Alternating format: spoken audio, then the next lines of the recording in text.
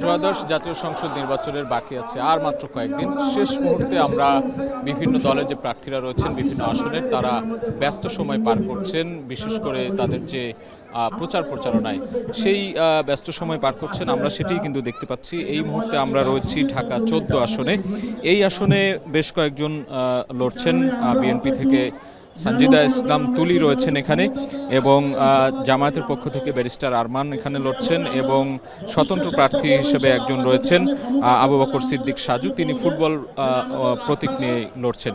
এই তিনজন কিন্তু মোটামুটি এখানে মোটা দাগে বলা চলে যে তিনজনের মধ্যেই এখানে প্রতিদ্বন্দ্বিতা হবে। এবং আমরা এই মুহূর্তে যে জায়গাটিতে রয়েছি এখানে একটি মতবিনিময় সভা এবং আলোচনা সভা চলছে। বিএনপি মনোনীত যে প্রার্থী রয়েছে সানজিদা ইসলাম তুলি, তার পক্ষ থেকে এখানে এই মতবিনিময় সভা হচ্ছে, এবং এখানে কিন্তু এই স্থানীয় যারা ভোটার রয়েছেন, স্থানীয় যারা এখানকার বিএনপি নেতাকর্মী রয়েছেন, অঙ্গ সংগঠনের নেতাকর্মী, সবাই এখানে উপস্থিত হয়েছেন এবং এখানকার যে মানুষের সুখ দুঃখের গল্পগুলো বা সমস্যার কথাগুলো, সেই সমস্যার কথাগুলো তিনি শুনছেন, এবং নির্বাচিত হলে কিভাবে সেই সমস্যার সমাধান করবেন সেই বিষয়গুলো কিন্তু এখানকার যে প্রার্থী রয়েছেন তার মাধ্যমে তিনি আসলে এখানকার জনগণের কাছে বা ভোটারদের কাছে সেই প্রতিশ্রুতিগুলো দেবেন।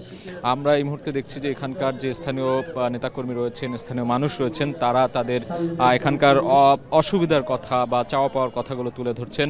এই এলাকার রাস্তাঘাট, ড্রেনেজ ব্যবস্থা থেকে শুরু করে যানজট কিংবা বর্জ্য ব্যবস্থাপনা, এছাড়াও যে বৃষ্টি হলে যে জল জটের যে সমস্যাগুলো রয়েছে, ড্রেনেজ ব্যবস্থা থেকে শুরু করে মাদক মুক্ত, চাঁদাবাজ মুক্ত যে একটি এলাকা গঠনের জন্য যেই ধরনের কর্মকাণ্ড বা কি করবেন তিনি নির্বাচিত হলে, এই সব বিষয়গুলো বা সমস্যাগুলোর কথা কিন্তু তুলে ধরছেন এখানকার স্থানীয় যে জনগণ আছেন বা এখানকার ভোটাররা আছেন, তারা কিন্তু সেই বিষয়গুলো বলছেন। এবং আমরা দেখেছি যে এই রাতের বেলাতেও কিন্তু সন্ধ্যার পরেও এখানে তিনি মতবিনিময় সভা এবং আলোচনা সভায় অংশ নিয়েছেন। এর আগেও দিনের বেলা আমরা দেখেছি যে বিভিন্ন এলাকায় তিনি ভোটারদের দ্বারে দ্বারে গিয়েছেন।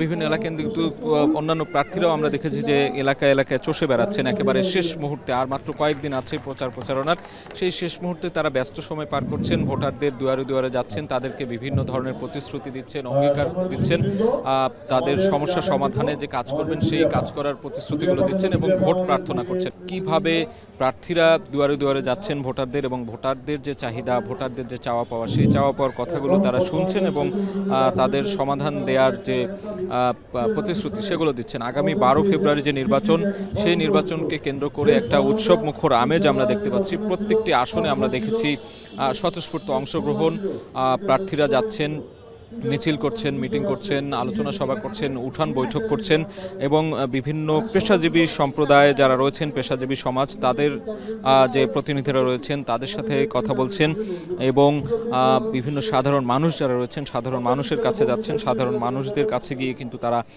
তাদের যে কার্যক্রম বা তারা যে নির্বাচিত হলে কি করবেন সেই ধরনের প্রতিশ্রুতিগুলো কিন্তু তারা দিচ্ছেন। এবং এই মুহূর্তে আমরা সানজিদা ইসলাম তুলির পক্ষ থেকে যেই মতবিনিময় সভা হচ্ছে মিরপুর এলাকায়, সেখানে আমরা দেখছি যে এখানকার স্থানীয় মানুষরা উপস্থিত হয়েছেন, নারীরা রয়েছেন, নারীদের উপস্থিতি আমরা দেখতে পাচ্ছি।